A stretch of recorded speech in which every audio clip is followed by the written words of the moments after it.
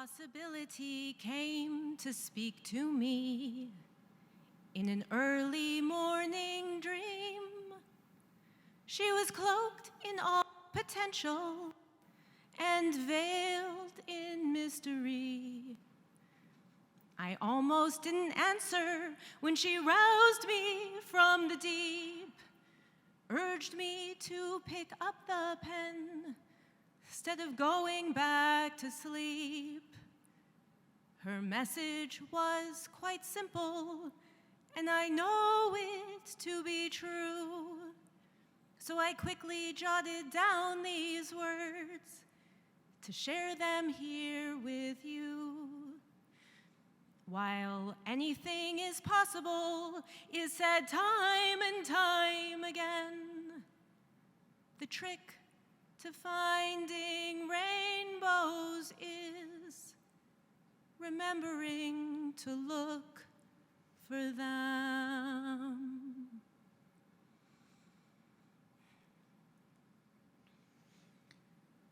Thank you, Jennifer. Thank you, Orlando. Welcome, everyone.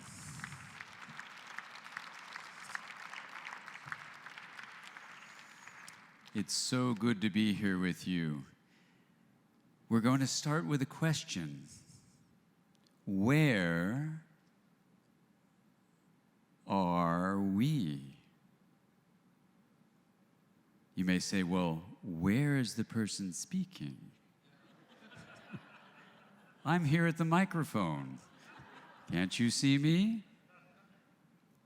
Now, if you can hear me, please raise your hand. Now take a look. We're all sharing sound. Where is the sound? Who are you? Are you just limited to the skin that encases your body? To the skull that encases the top of your nervous system we name as the brain? Or could it be that who we are, our self, is an experience beyond the skull and skin only? Is the body a synonym for the self?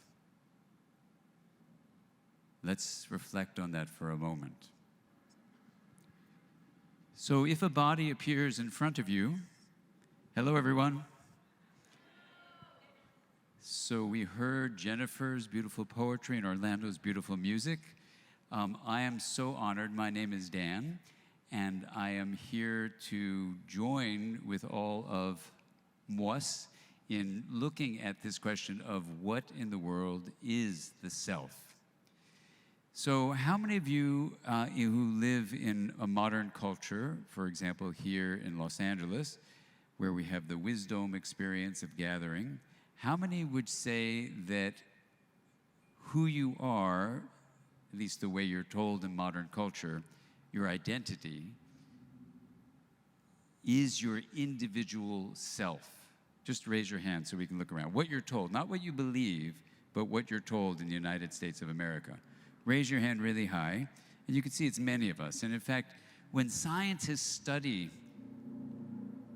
with all that energy of the motorcycle out there, when they study the experience of how the self gets constructed, the United States of America, as ununited as we are, is declared as the most individualistic culture on earth.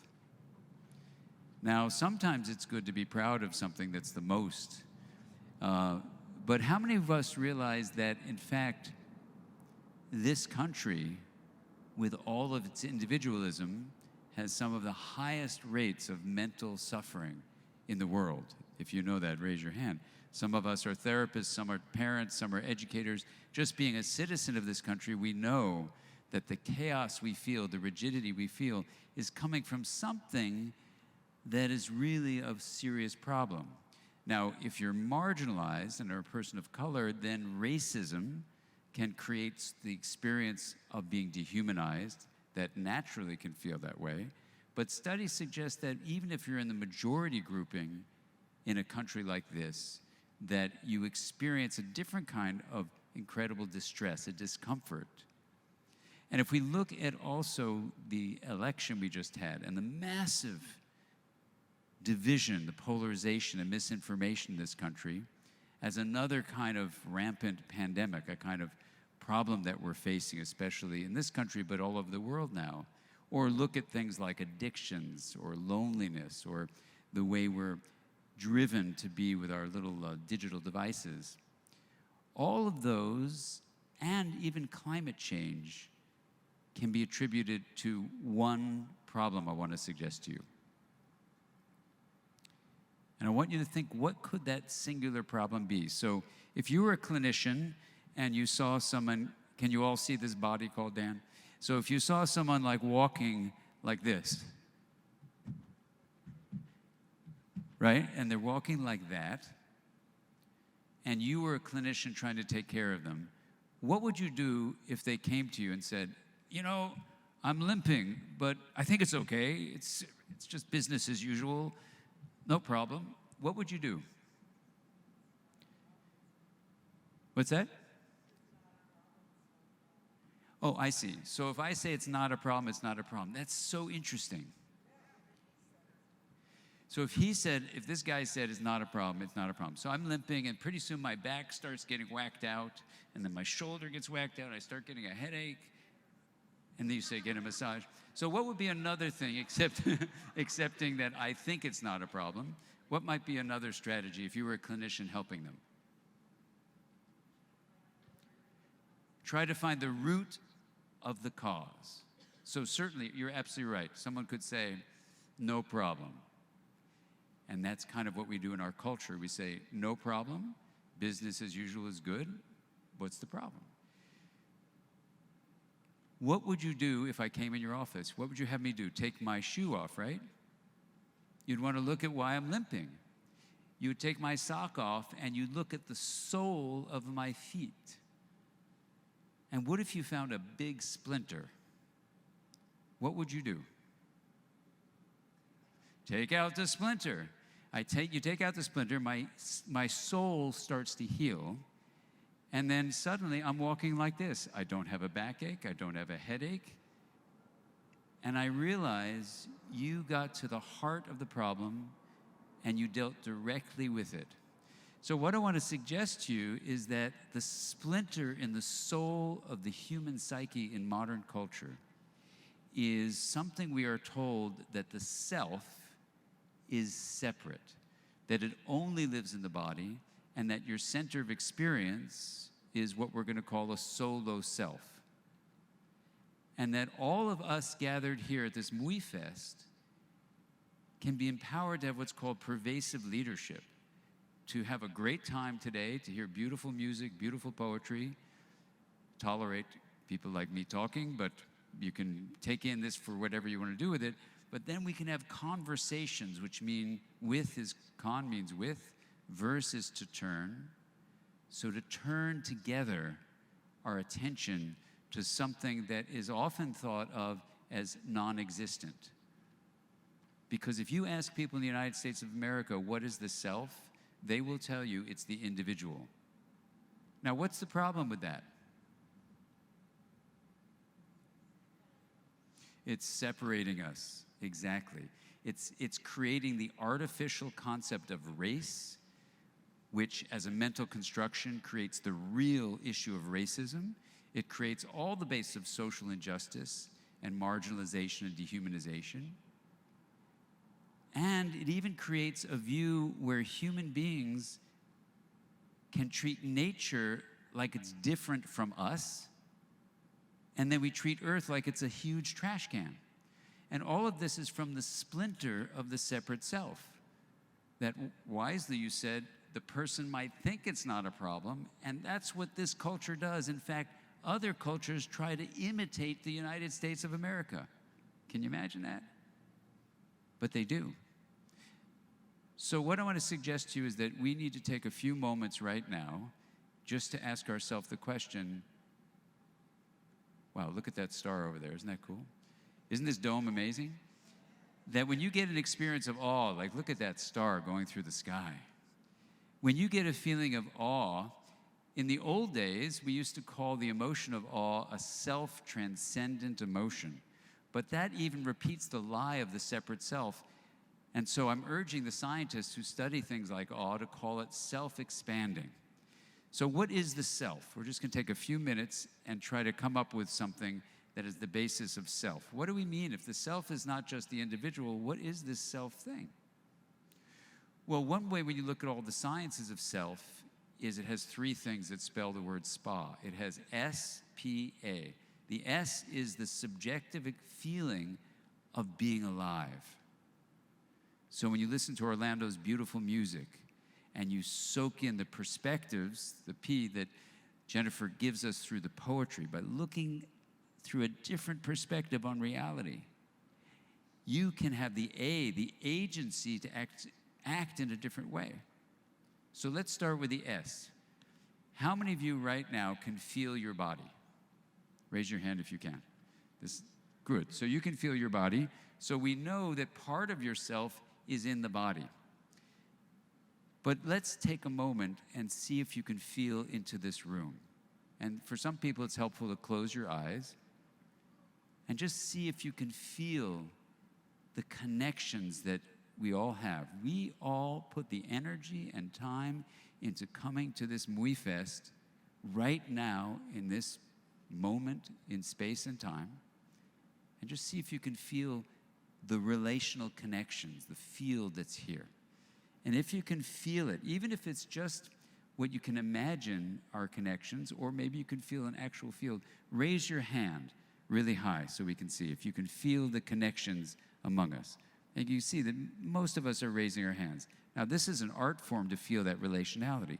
But when we say the subjective sense, that's what we mean. How many of you have ever been in a forest and you're walking through the forest and you can feel the connections among all the trees and you? Raise your hand.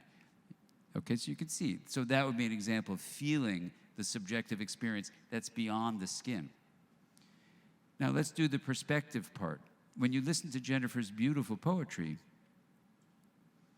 can you feel yourself taking the perspective of her and her childhood and her experiences, talking to her aunt? Raise your hand if you could sense that perspective.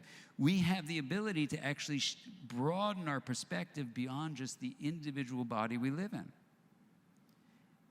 And I know some of you have spent some time with John P. Milton in the room, as I did, and when you spend time in a forest, you start sensing the perspective of what it would mean to be the whole of that forest. It's where the word intraconnected comes from. I was in the forest alone for 3 days with some other people doing it also. We came together. Everyone said they felt interconnected, interdependent, interbeing, interlaced, interwoven. And then it was my turn to speak. And the inter prefix means between, and I couldn't say it. And I said, I feel what you're talking about, but for me, after a few hours, this body called Dan was a part of something that I was also the trees, and I was also the sky, and I was also the creek. And the wholeness of it all, there was no inter anymore. It was intra. It was intra-connected. And when I came back from sharing that and typed it out on a computer when we got back to technology, the word processor kept on changing it back to interconnected, because there is no word intra-connected in the English language, or it looks like in any language we can find. So the notion of taking the perspective of the whole is what intra-connected is about. And if we don't have a word for it, it's hard to have a concept for something.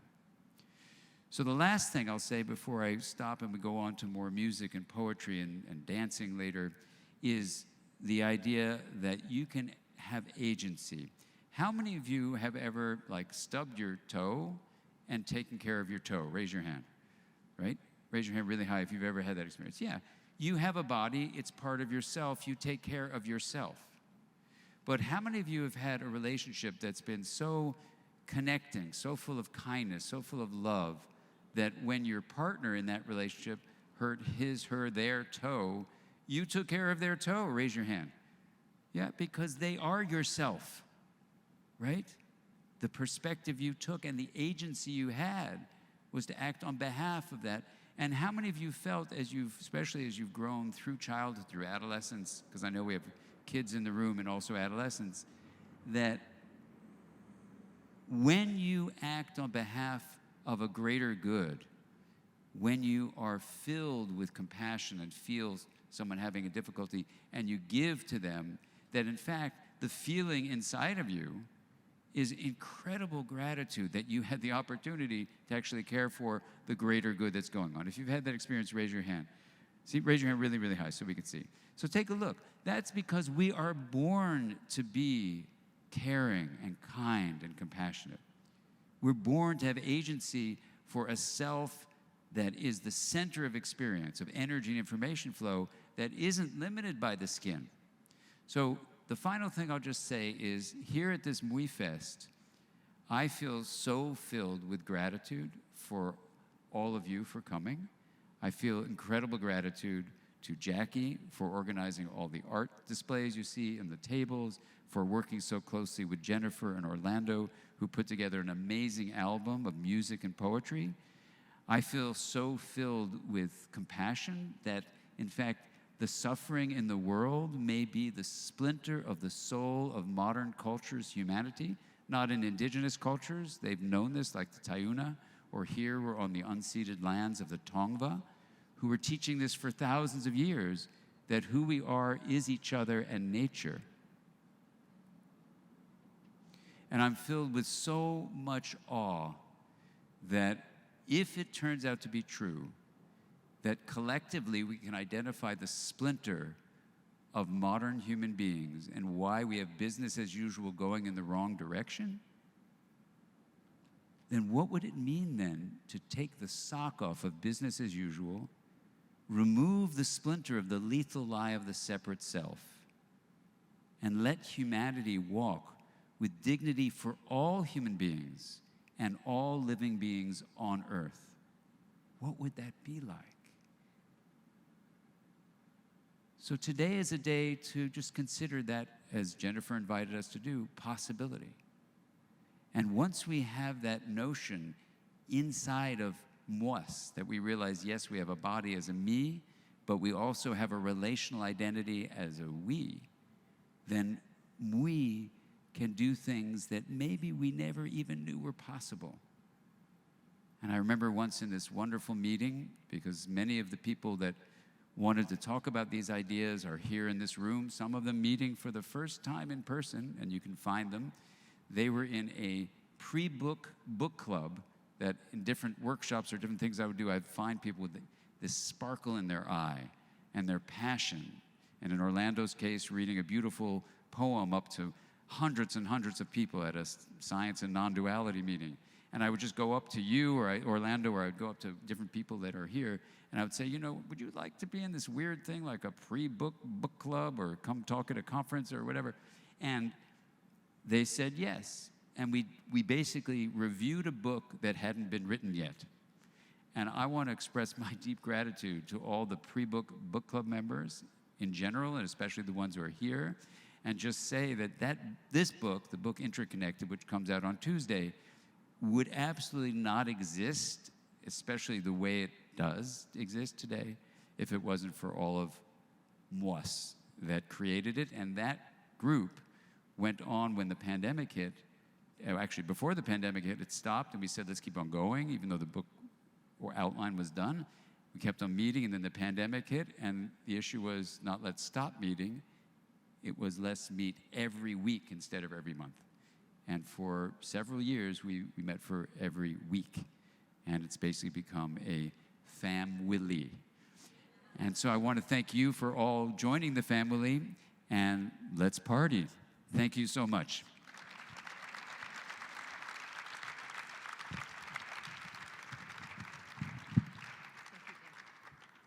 I met Dan a few years ago at one of those workshops and was invited to join the pre-book book group. And I had this moment of like, really, me?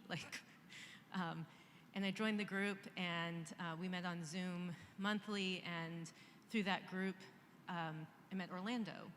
And at one of the first meetings of that group, we sort of had a conversation. Orlando reached out to me afterwards and said, hey, we sort of were kind of talking about something we wanted to keep talking about. We met one-on-one and just kind of shared our stories, what we were working on, what we were thinking about, and said, it's kind of like, oh, it'd be really cool to collaborate on something someday. And that was 2018. And fast forward 4 years, and I wrote a lot of poems. I put them into a book called Within My Illusions. I recorded myself reading the poems, and I thought that it needed something. And I had heard Orlando's music, especially that flute, which I described that innato flute as an instrument that reaches into my heart and soul and just brings up everything that is in there for me to feel. And I reached out to Orlando and I said, hey, what do you think about collaborating and composing kind of a soundtrack? And the idea for the album was conceived. I think first off, I just, like we said, is to start with a gratitude and just take a moment to acknowledge all of us for coming here. Particularly, I want to thank everyone that's been helping on the tech team, Jerry, Abe, Connor, and with his crew on the cameras. My cousin Divey came as a participant, and now he's like the mastermind behind the show, so also a big shout out to him. And my partner Issa, and the list goes on, but this takes a whole thing, and I think that's the part of, it's fitting to why we're even here talking about IntraConnection and why we did this album. I think it's the recognition of how we need each other. We need each one's essence in order to really create something magical and be even in a place like this. So I think that energy was really evident in our whole process making this book.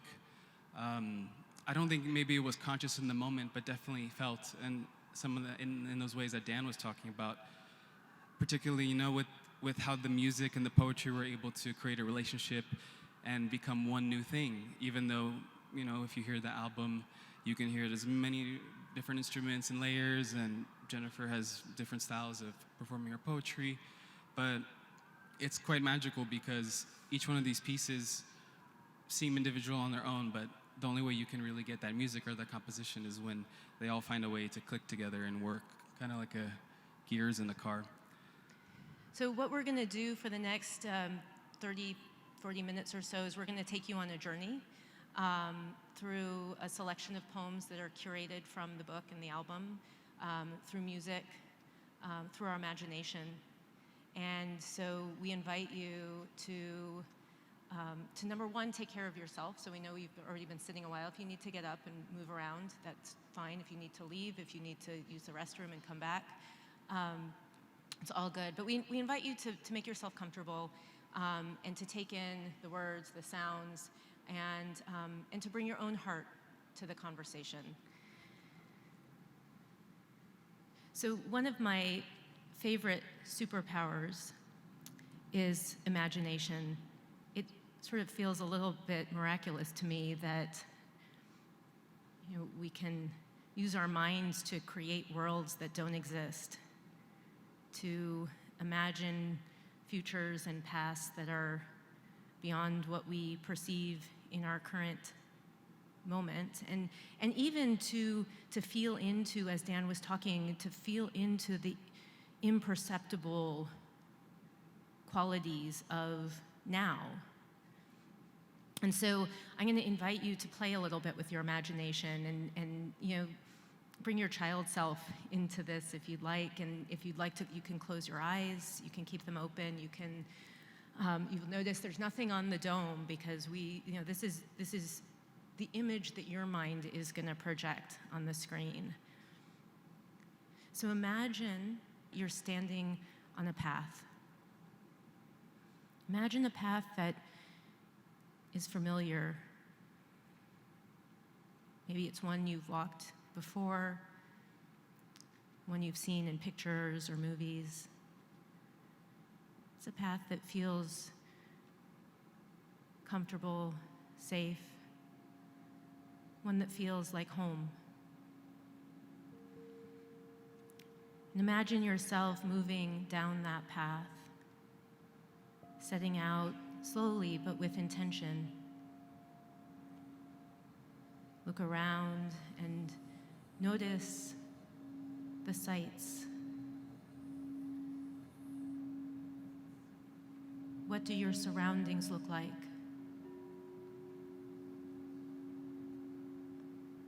What do you hear? Imagine if there was a scent, an aroma in the air. What could you smell? Maybe there's even a taste in your mouth, a texture to the air. Who's with you as you're traveling?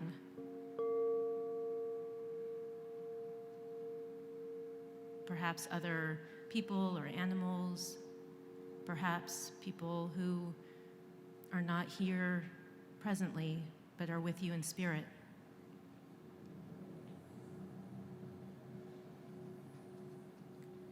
Notice the way the ground feels beneath you as you move down the path. And take a deep breath. See if you can breathe in a sense of appreciation for all of these senses.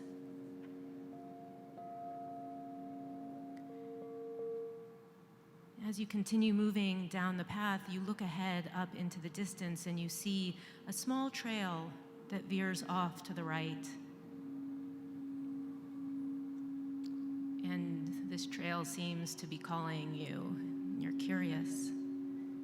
So you start to move in that direction, perhaps setting down some things you're carrying that you don't need to take on this new road.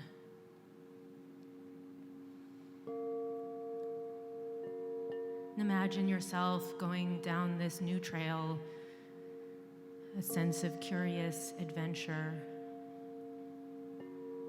And on this trail, you notice that the forms are less dense until finally they fade away and you emerge into a field that is thick with mist, a dense fog that wraps around you like the softest blanket you've ever felt. Standing in this field, you can't see very far in any direction, but you notice up in the distance there are some lights twinkling softly, so you move in the direction of the lights. And as you move closer, you notice that the lights are strung from a tree. It is the most spectacular tree you have ever seen. It has a 12-foot base with branches that stretch up and out and over to form a canopy, a shelter, a sanctuary. You notice that there are people sitting underneath the branches of the trees, so you go and find a soft spot to sit onto. And as you sit, you feel as though the ground is rising up to embrace you. The earth is there to hold you, to support you. And as you sit, held by the earth, canopied by the tree,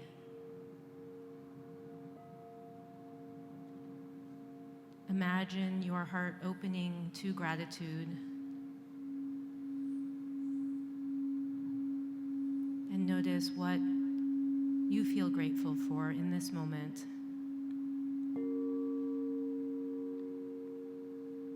And as you allow gratitude to fill your heart, your being, allow the winds of the flute to carry that gratitude out to those who are sitting with you and to all those who inhabit this world with us.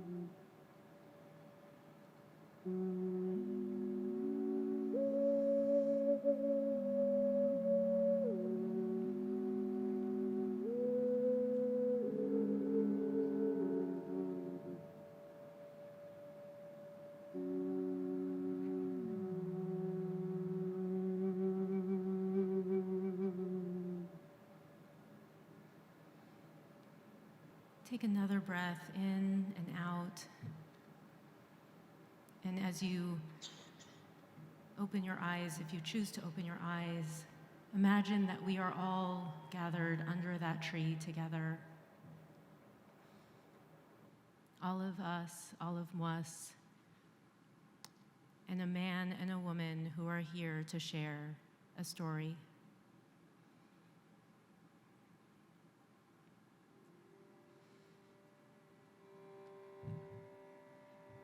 The tale began long before I was born, winding in strands as time spirals the story in all directions. Each moment is but one twist in the narrative, one glimpse which does not make a whole. Imagining who I was in the past based on the self I see today as I am rippling out into tomorrow. Can I tell you a secret? Yeah, is that okay? Okay. I mean, we're here together, so it's okay, I can tell you a secret. You have to promise not to tell anybody though, okay?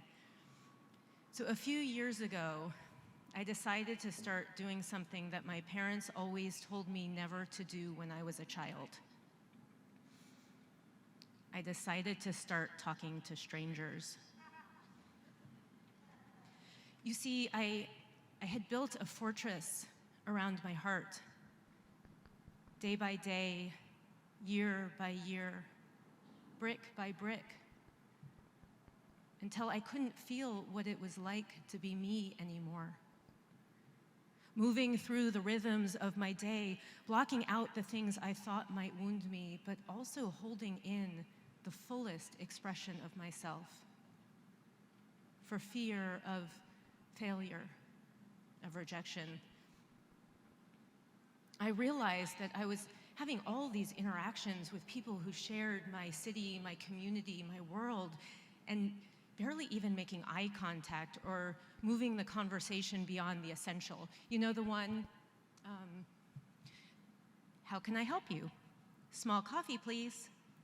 211. Have a great day. I stopped my autopilot. It felt risky the first time I looked a barista in the eye and asked him how his day was. He was actually a little taken aback. I'm sorry, you caught me off guard because you asked me like you actually meant it. Some people I met only once Still, they made an impression. Like the woman who took my order at the burger shop. Her name tag said miracle, which seems something lyrical. I asked how she got her name, though I could imagine the story before she told it. I just wanted to see the way her face lit up as she remembered who she was.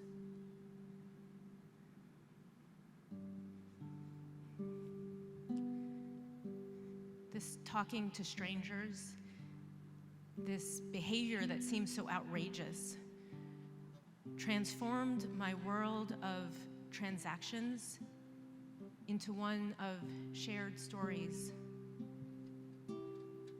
I began to experience the way our stories connect us. Maybe that's part of what allows us to feel into the heart of another human as we find our own story reflected in theirs and begin to experience the miracle that we are by recognizing the miracle in others. One day, I was sitting on a bench by the river, enjoying a quiet moment between tasks and some time to myself. I was practicing a new way of seeing, relaxing my eyes until the ground appeared to pulse like a heartbeat. I was writing this poem in my head when a man called out to me. "Don't be so weary," he said. "I'm not weary," I replied, just thinking. He was sitting on top of a picnic table, looking out at the river and also at me. He was wearing a New York Mets cap, and I commented, "I'm going to New York, and you're wearing a New York hat." "You want my hat?" he asked. "No," I replied, "I'm going to New York, and you're wearing a New York hat. I just noticed that. I wanted to say something about it." He smiled, a gold, toothy smile. "My mom's from New York, but I've never been."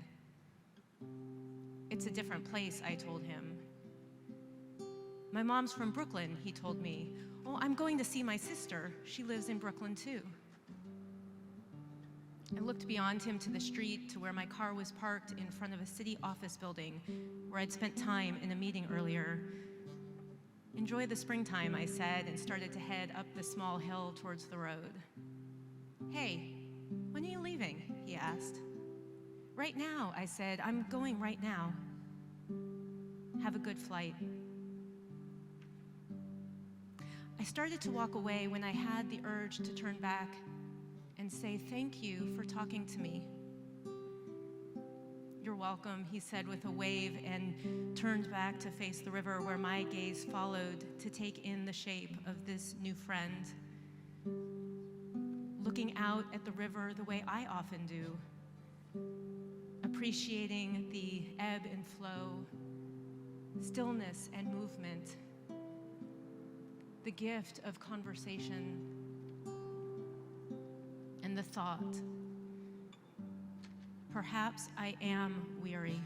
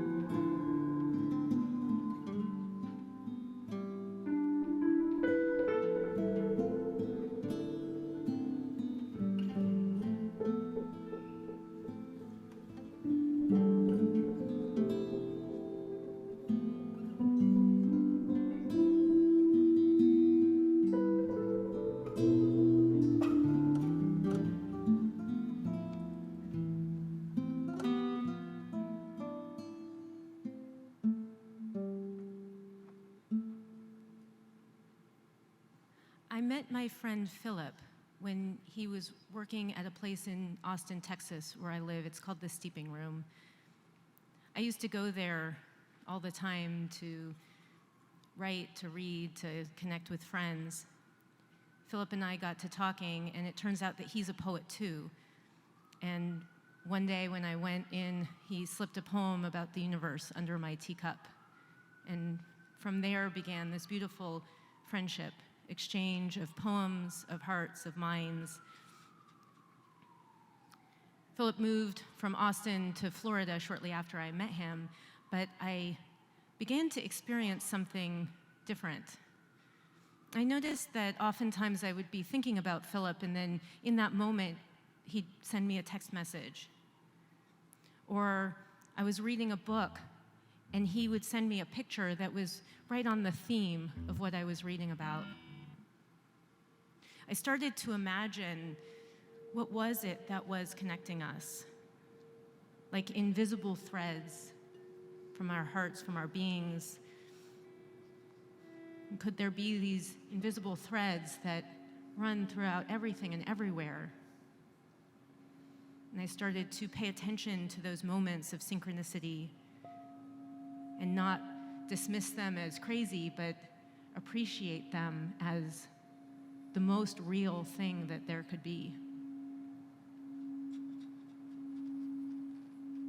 One day, Philip and I were talking on the phone, and he was telling me about a challenging time he was going through. All I wanted was to give him a hug, but he was thousands of miles away, so I had to settle for an I love you over the phone, and trusting that those invisible threads were carrying my love to him. I started out for a walk after we got off the phone, and about a minute into my walk, I looked up at the sky and I saw an angel. It was a cloud angel with a round head and great big billowy arms. And I thought, that is Philip's angel. So I took a picture of the angel and I sent it to Philip. As I was reaching the end of my walk, a storm was starting to form just as the sun was setting. And I noticed the way that the colors of the clouds and the light refracted and reflected this sort of distorted rainbow. It was beautiful, dark and stormy and painful and beautiful. I came home and I wrote this poem that I'll sing for you, and as I sing it, imagine that you have invisible threads from your heart that connect you to those you care about, to those strangers that you've never even met, to the past, to the future. And imagine that you can send your care, your compassion, your love, your energy on those invisible threads.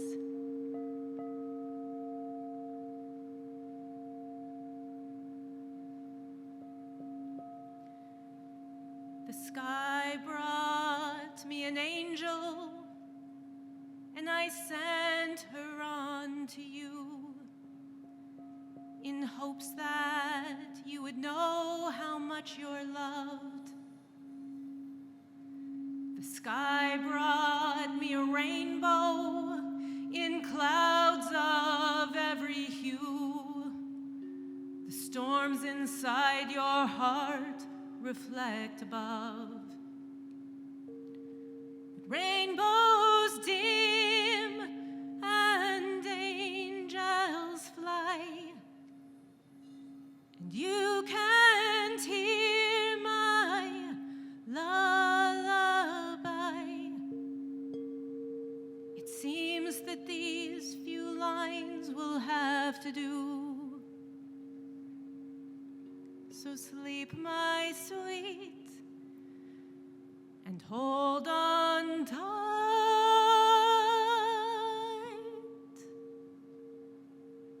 as if it were my arms embracing you,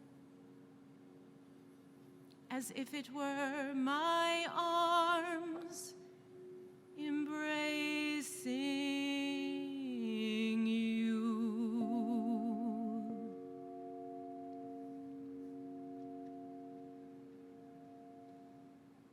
wish that you knew how important you are. Your pure-hearted presence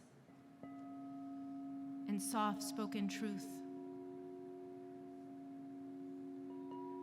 I wish that you knew your strength lied not in pushing against, but in that subtle grace that moves you through each day. The surprisingly wise things you say when you think you are saying nothing. I wish I could hand you a mirror, and in the reflection, you'd see perfection. I wish that you could see yourself through my eyes.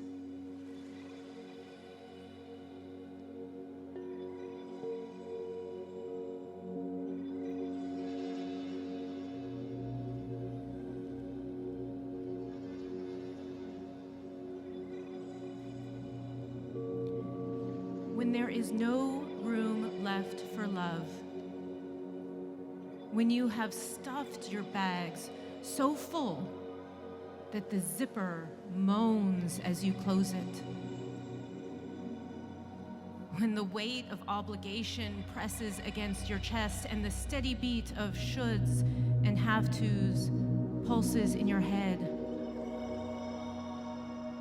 drop all of those things you believe to be essential and real. Let them all go and feel the breath in your lungs, the breeze on your face, this gentle embrace.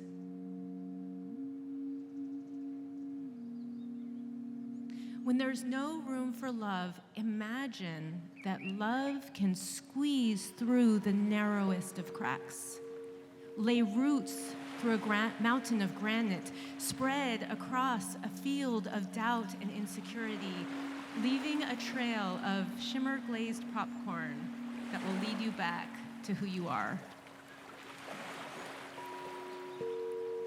When there is no room left for love, remember that love occupies no space, requires no time, inhabits no place.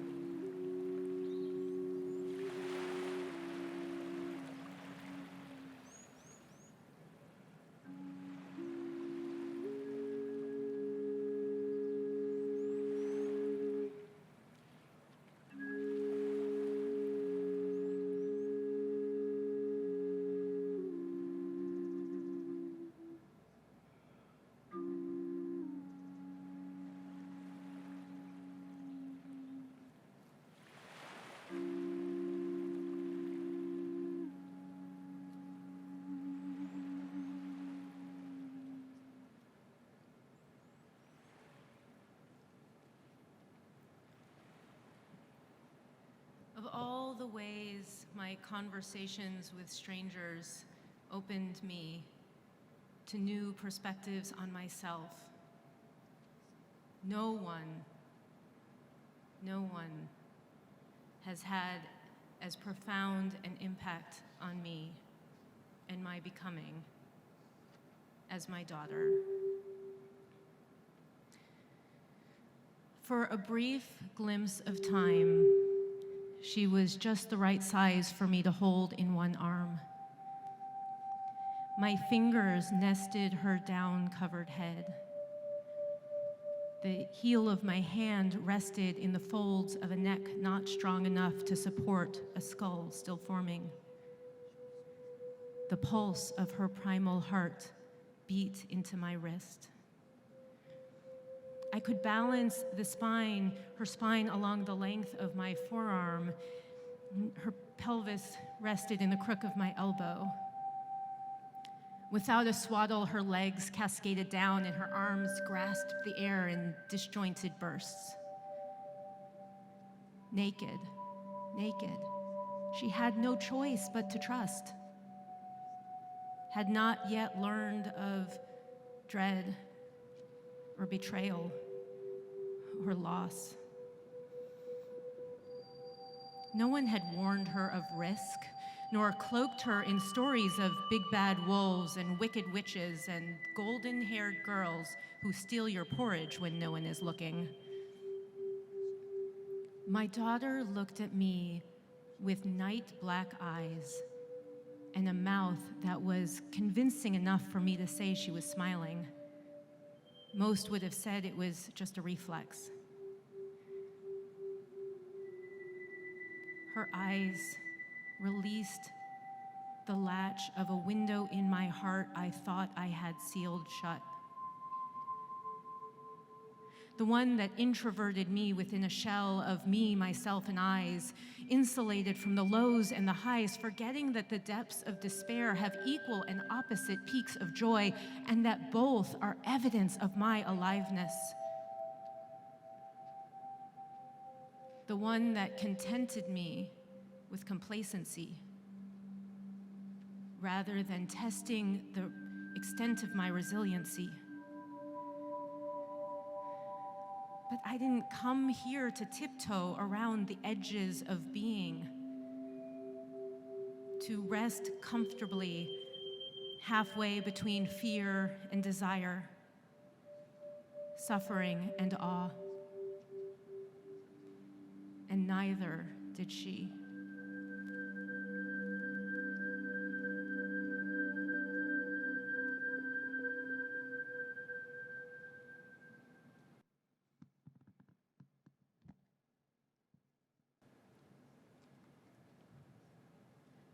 A little while into my talking to strangers experiment, I was at a gathering at a friend's house and I met a man. We were talking about nature and our mutual love for hiking. He said that his favorite part of the hike was the view from the top and the beer at the bottom. I told him that I liked the way up. I liked the not knowing what was going to be around every corner, the moments I had to pause and catch my breath, take a sip of water, and gather that courage and strength to keep going on. And then he said something that blew my mind.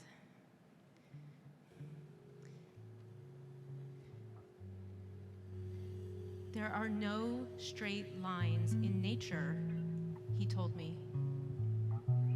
There are no right angles, no flat surfaces. How could I not have noticed?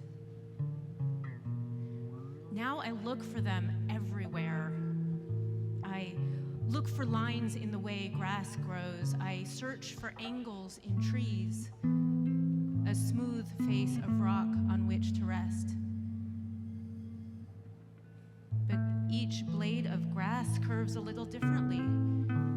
Each limb emerges in a peculiar way. The ground pokes at my seat.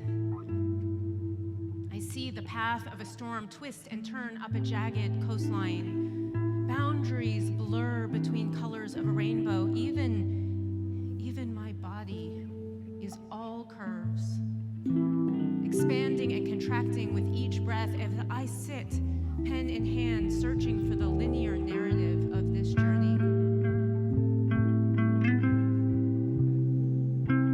But life does not unfold in a straight line.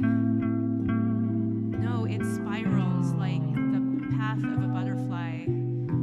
It putters along quietly, then opens wide, explodes in torrents, floods of action and emotion, leaving puddles and pools in its wake. I am standing at the edge of the story. In the reflection, I make meaning from angles not right or wrong, but different. Each lens offering its own perspective. The story changes every time I tell it. Words can only approximate a narrative that spirals, weaving echoes through time as our tales twine together as we decide which will be the next step. The one fueled by fear, or the one guided by courage and compassion. We are standing together at the edge of this story. I will pass you my pen. Together, we will write the next chapter.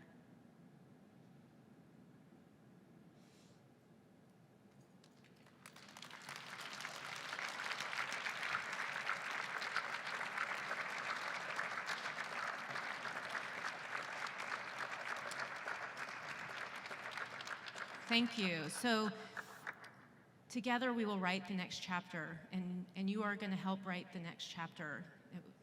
It is a line in a poem, but it's not just a line in a poem. And in a minute, I think a couple of people are going to be passing around some tags, little tags of paper on strings and some pens. And so we invite you to consider, what does a world of intraconnection mean to you? What would this world be like if we let go of this illusion that we are separate?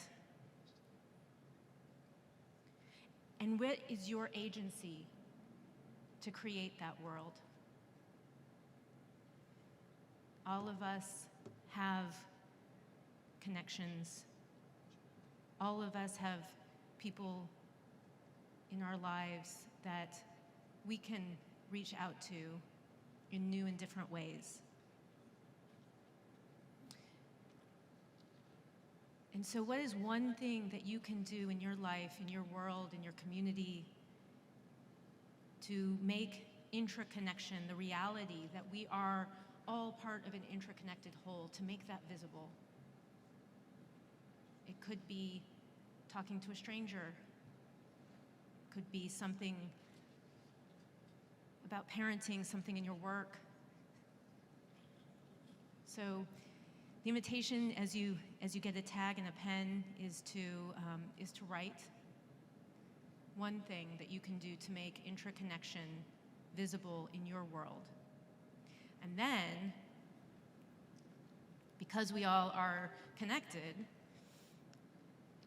once you've written it down, get up and move around and find someone in the room. Could be someone you know, someone you don't know, and look them in the eye, and without words, exchange tags. And as you offer your tag and receive theirs, imagine that what you are offering and receiving is the most precious gift that you each have to offer. And then after you exchange tags with one person, find someone else and exchange with them, and then find someone else and exchange with them, and then take that tag home and know that you are carrying someone's true intention with you as a gift, that we are spreading seeds throughout the city and beyond.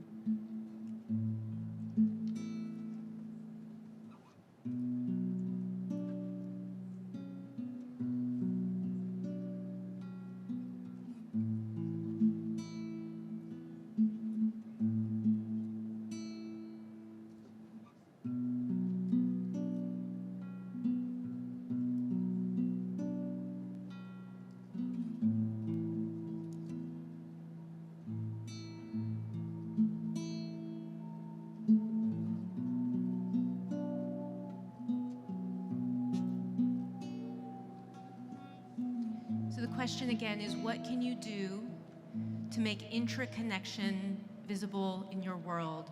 What can you do to show yourself, people around you, that we are not separate, even though we have our own bodies, we have our own thoughts, but that we are, as Dan said, part of an intraconnected whole?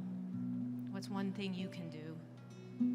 And if you're comfortable standing up and walking around the room and finding someone that is a stranger to you, you can exchange tags with them.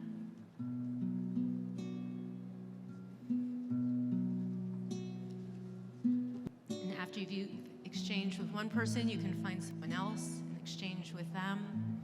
If you're still writing, that's fine too.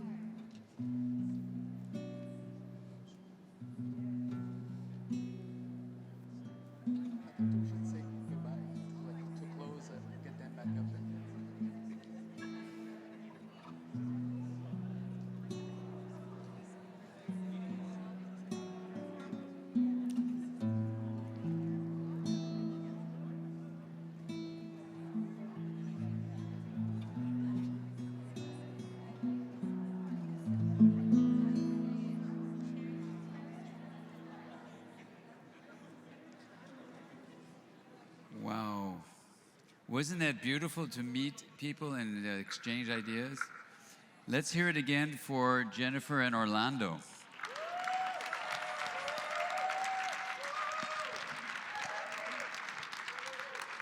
Here we go. Look at these two. So beautiful, the poetry to the music. Do you want to share something with all of us about what the journey was for the two of you to find the way the birth of this album came about? So for me, the process of creating this work with Orlando, and it's really interesting. So Orlando and I have known each other for probably 4 or 5 years now, but we just met in person for the first time on Friday.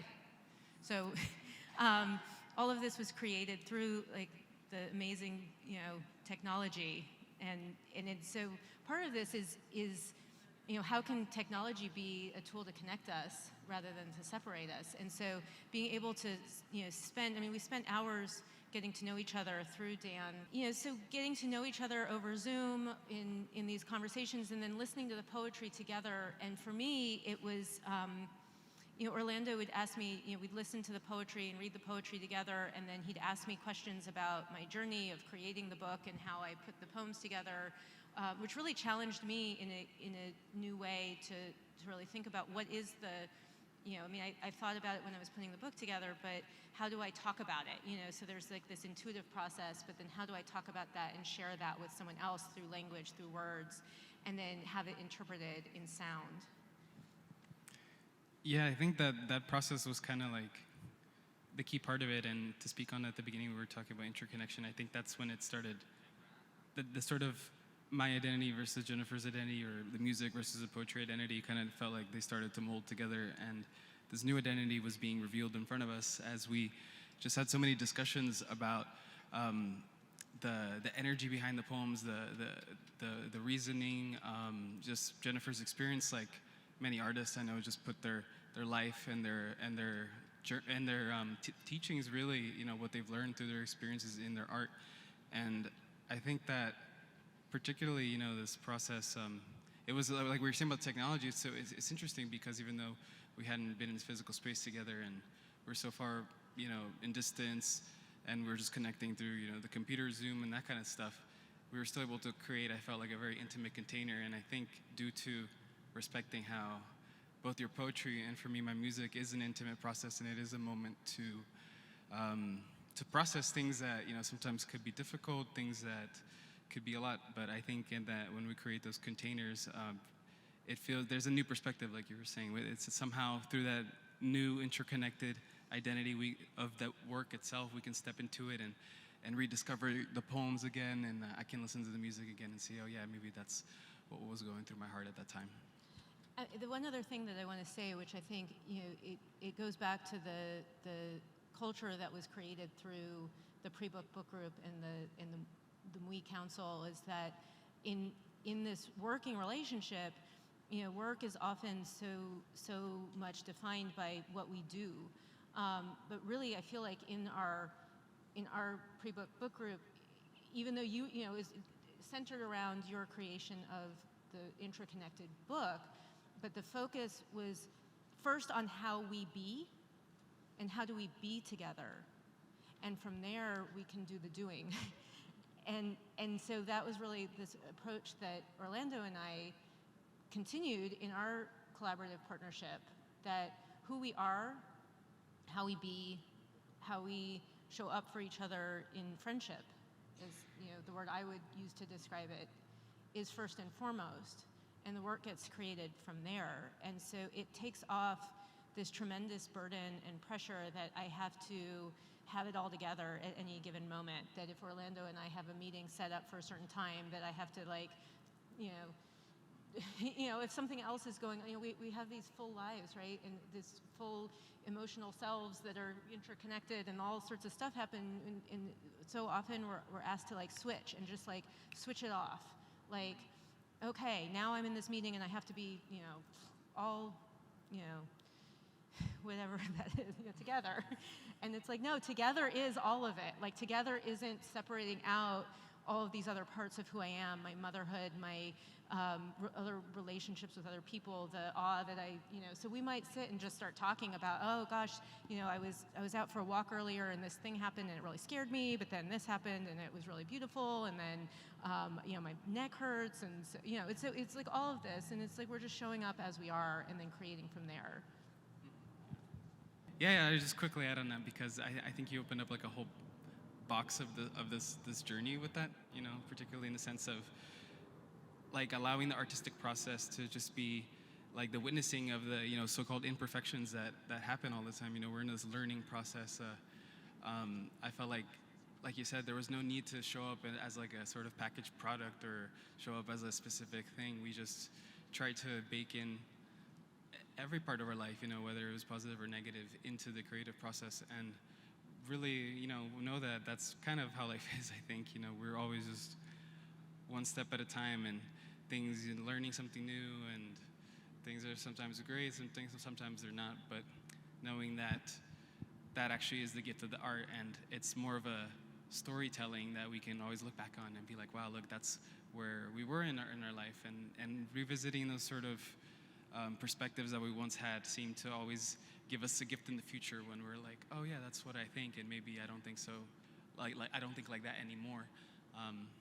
So yeah, I think I'm just glad you brought that up, this sense of including it all. So can I build on what Orlando, you and Jennifer are saying? Two things. Let's just see how this goes. The beauty of art that you really have gifted us with is this blending of an immersion in kind of the non-worded world and also the words, right? So let me just see if this works. If this starts ringing a bell inside of you, then please join me, and then I want to just give you some reflections more on what Jennifer and Orlando just shared. But let's just see if this works. You ready?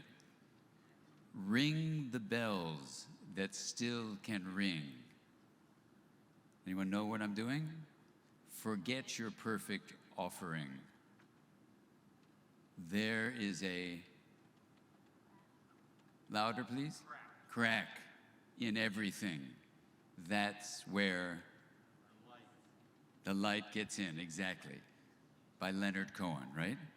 So that poem I quote in the book, and last night with my 93-year-old mom, we were watching a documentary on polar bears, whatever. She didn't like that too much, but for some reason, it's actually about a person who was traumatized by his father, and the rest of his life he pursues trying to work it through, and ultimately, toward the end of his life, he wants to swim with polar bears. And anyway, so you see it's sort of psychological. It's literally, he's a wildlife photographer. But then they do this song from Leonard Cohen right there, right? So I say it because it's what you're saying, Orlando, right? Forget your perfect offering. Be present. And what I want to point out from a modern cultural view is that unlike the Tongva, whose unceded lands we're on, or the Potawatomi here in this place we call North America, where many, if not most, of the words we use are verbs. In modern languages like English, they're mostly nouns. So I want to talk to you very, very briefly about nouns and verbs, and I'm going to do this using Jennifer's body and Orlando's body as an example.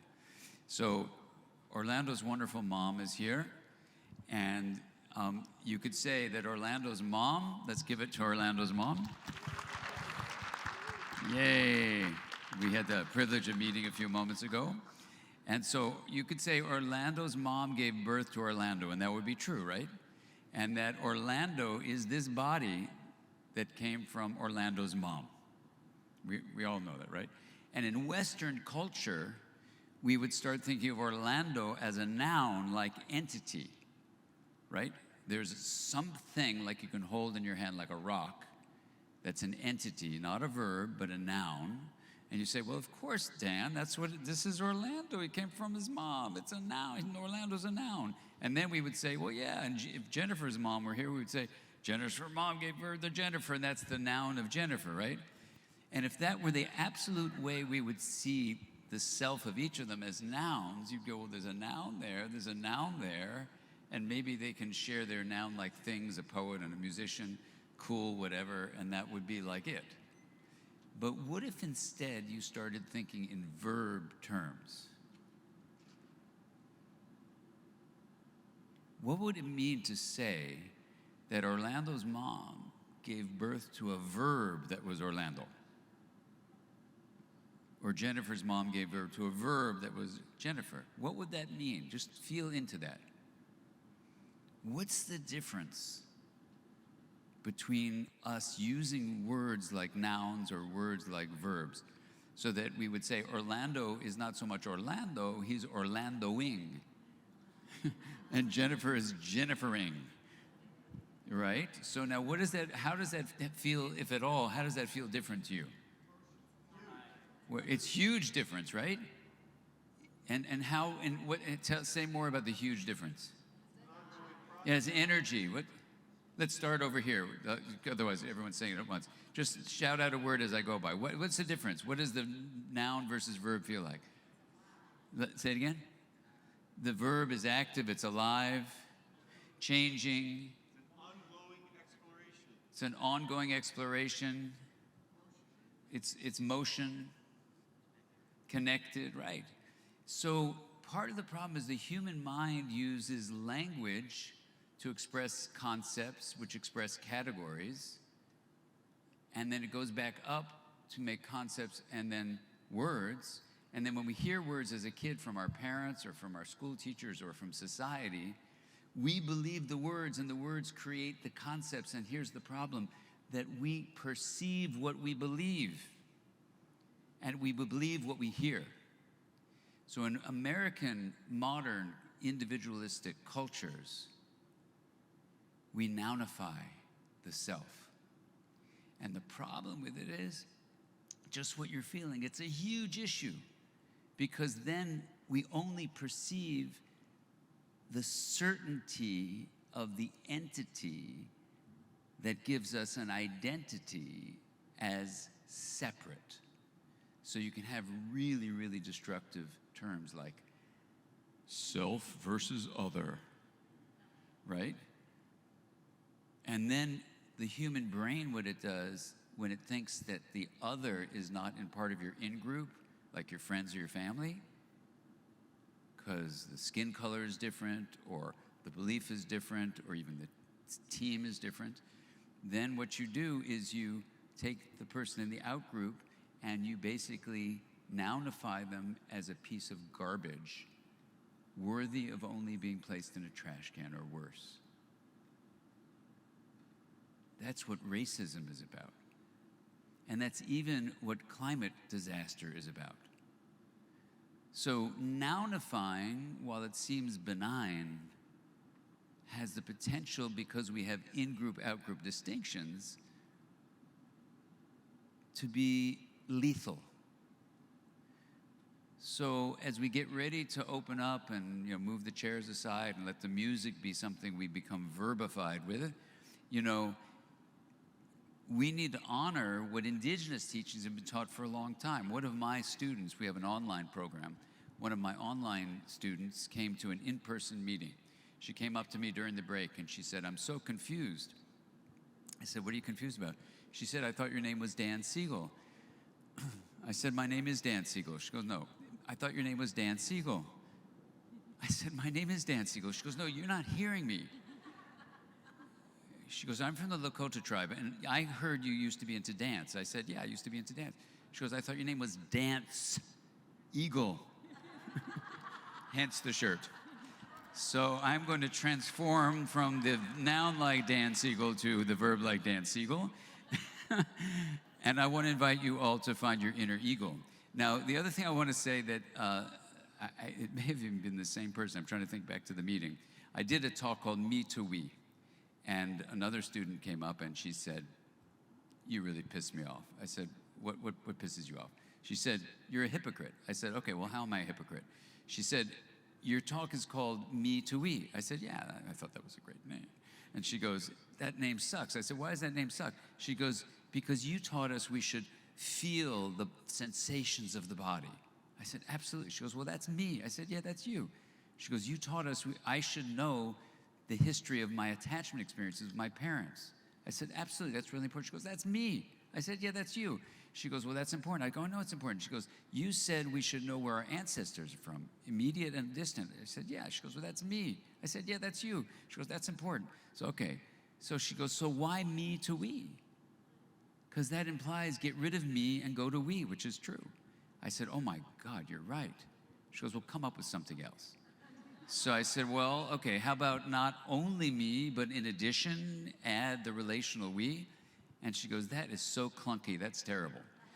So I said, "Okay, well, integration is where you differentiate and you link, but in the linkage, you don't lose the differentiation. So you'd have to do me, and we is mui. That's where mui comes from. So mui is ready to dance. And let's see if there are if before we get dancing, maybe let's see if there's any questions, because you may say, well, how do we take this out of here besides having a great dance party?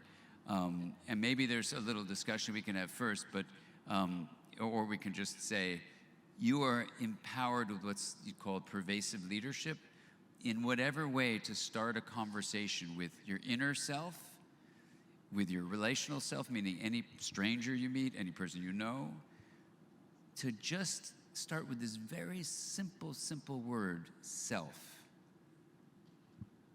And be very careful that when you want to use it, give a modifier. If you're talking about the body, just say inner self. Just add inner.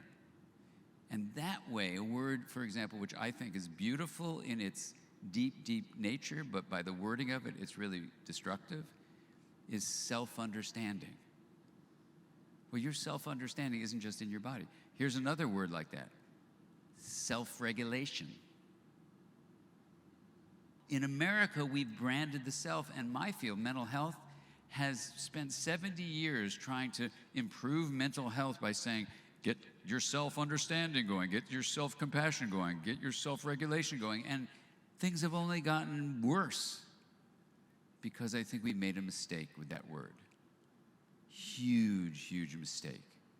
And if it's true that this solo self-view is a lethal lie underneath how we've mishandled the COVID-19 pandemic, how we create racism and social injustice, all the misinformation and polarization, all the ways we have loneliness, the mental suffering, and even climate disaster we're in the middle of.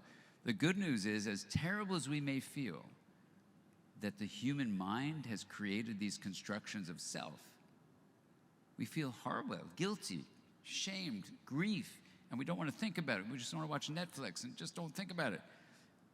But here's the reason to go through the grief.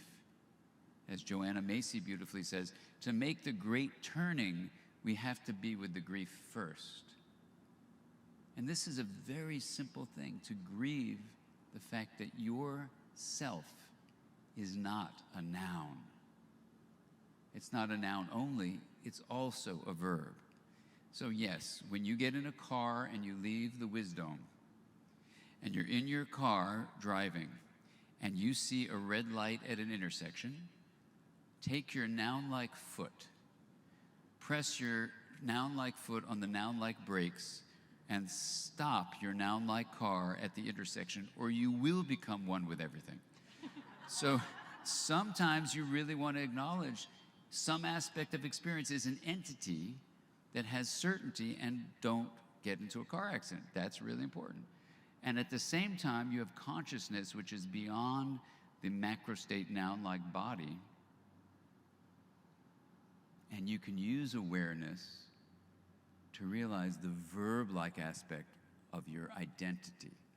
And you can say, well, why is this even a problem? This is a problem because the more threat and scarcity we feel on the planet, the more the human brain goes to in-group, out-group distinction, and it clings to something that has some kind of predictability. Why? Because prediction means protection. Our brains are anticipation machines. So it creates an illusion of certainty by having an identity as an entity.